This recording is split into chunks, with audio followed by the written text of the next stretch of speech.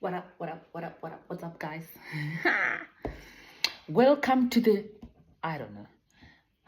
I guess I'm just mimicking all these other YouTubers who go like, welcome to the whatever. So my audience, there's only 2 people. So you tell me what you want us to call this group. What should we call this group?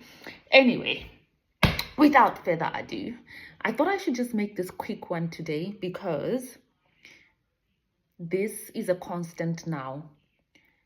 I think I get a lot of this question as in, oh my God, you have moved away from your family. How are you surviving? And you have a child, you know?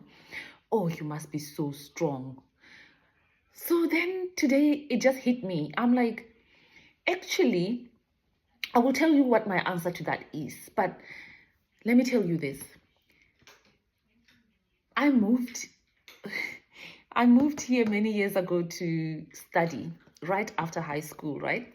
So I came to study to do my physio, and I got the same response. I got the same reaction. At the time, I didn't have a husband, let alone a boyfriend, and I didn't have kids. So I moved over, and every time people would talk to me, and they would be like, oh my God, this far by yourself? You could see them really feeling it for me. And I'm like, but I'm not feeling anything inside. You know, every time it would be like, you left your mom? Do you have any family here? Oh, you must be so brave. Oh, you are strong. You are courageous. And I didn't. The truth is, I was super excited to move away from home.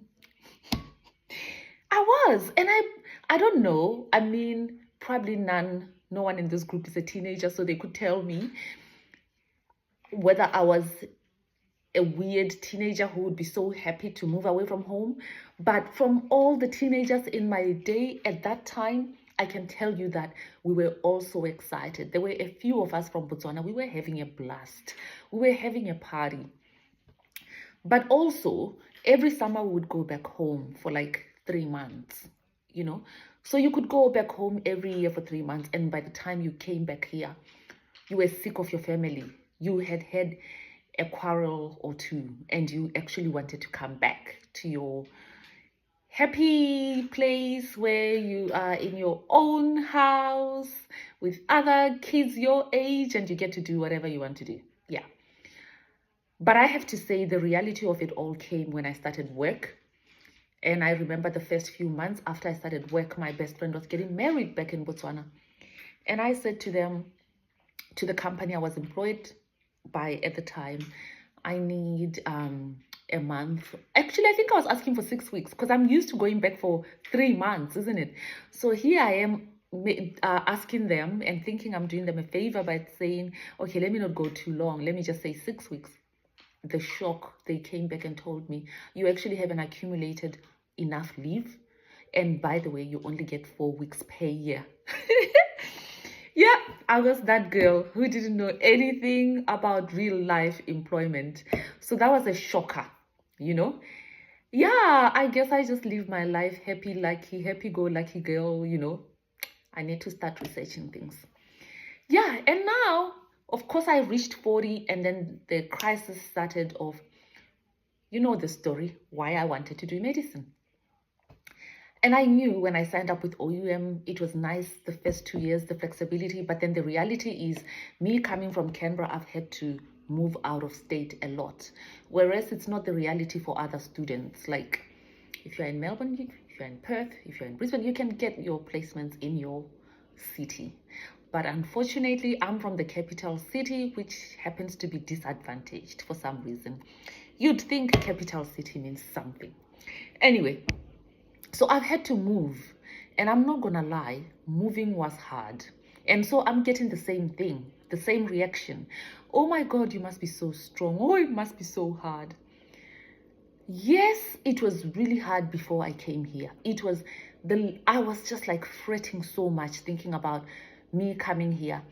And I think I've said this before. It wasn't because, oh, my husband, it was more my kid. You know, it was more, I've never been away from her for more than 4 days at a time. And even that was really hard. And she would also even cry on the phone to say, Mommy, come back home. So I tried all I could to really prep her for this separation, you know. So it was 10 weeks without seeing her the first time around. Now this time around, it's going to be 6 weeks. So I was in Canberra for 3 weeks, you know, just to take a break. And I really prepped her, but I was really, like, it was a struggle. The other struggles I've mentioned before, they never hit me like this one. I think now it's because there's a baby in the equation. She's not a baby, but there's a child in the equation. So that was really hard.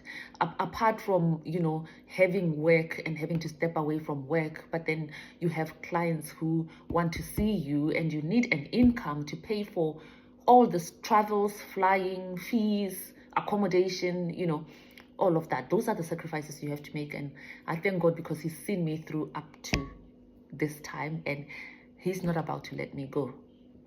So what made it easy was seeing her reaction, her response to the separation. So once I got here the first week, you know, every day I would talk to her and I would see her just fine. And then when it was like time for me to go, she would start doing the countdown. She was so excited. So that really, really made it better for me. And then I'm okay, you know. And we thank God for video calls. But it's more on the child. I think with this one, if she wasn't taking this well, I also would be struggling, you know. And I'm not going to say it's only that. Of course, there's a certain level of, I want to go home, I wish I was home. But I wouldn't call it, oh my God, you're so strong, I wouldn't do it. Maybe, just perhaps, when something is instilled in you, because we all get different manuscripts, right? So if it's your own manuscript, perhaps you are given a certain level of grace to be able to tolerate and take it. Perhaps. Just only perhaps.